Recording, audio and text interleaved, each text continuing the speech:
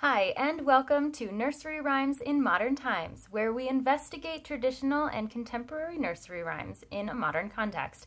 Today we are going to continue our discussion of global nursery rhymes and talk about the things that change from one culture to another, even with a familiar song or tune. So we're going to talk about Little Miss Muffet. I came across recently a couple of different versions that I did not know, and I thought they would be fun to share. So if you're not familiar with the English version of Little Miss Muffet, which is what I ended up growing up with, Little Miss Muffet sat on a tuffet eating her curds and whey. Along came a spider and sat down beside her and frightened Miss Muffet away. So as a child, I'd never heard of what a tuffet was or curds and whey or even the idea of a Little Miss Muffet. It was a name that kind of was nonsensical in my mind. But it was something that we sang a lot, made sense. A spider came down to sit next to her and she was a little bit scared and ran away. So all of those things kind of worked together to build this picture in my mind about who Little Miss Muffet was and what she was doing that day. But I grew up in the United States, and turns out there's an American version of this that has to do with Little Miss Muffet finding a grasshopper, which is totally reasonable because in the United States there are a lot of grasshoppers, especially in the Midwest. So you've got grasshoppers here. And then in Australia, there's also wombats, which I love, and it's also about fighting wombats. So if you're interested in investigating these other versions of Little Miss Muffet, do so. It's really fun to see kind of the changes that happen from one culture to another. So even though these are all based in English, there are differences that speak to the individual cultures from which they come.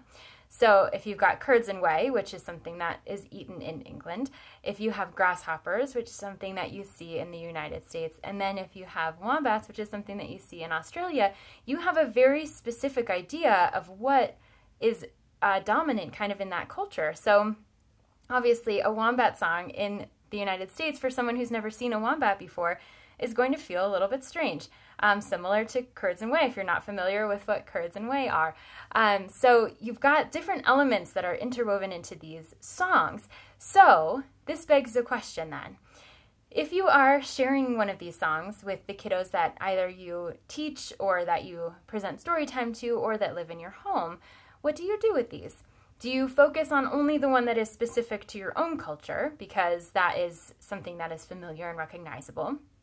Or do you only focus on ones that pertain to a different culture because you want to expose those children to different ideas about how the world can be from a different perspective? Or do you do a blend of both and then kind of talk about the differences? Obviously, with younger kiddos, the talking about the differences is going to be a little bit more difficult to do. But it doesn't mean that you can't share those stories with them and share the songs with them and then kind of build those conversations in as the kiddos get older. So there are pros and cons to doing both. Obviously, if you stay on one track the whole time, it's going to kind of limit the perspective that a child has as they grow up. If you broaden that in a little bit too early, though, sometimes that can also be a little bit confusing. If you're not quite anchored in one yet, then it's harder to make those shifts to other versions of that song. So there's kind of a nice balance you have to find, and that's different for every child, for every situation. But I do think that there is some benefit to exposing kiddos to ideas that are different from the one in which the dominant culture is set. So this is where I'd love to hear from you. If you have a favorite song or nursery rhyme that you know of that is one way in one dominant culture and then a different way in a different dominant culture, I'd love to hear about them.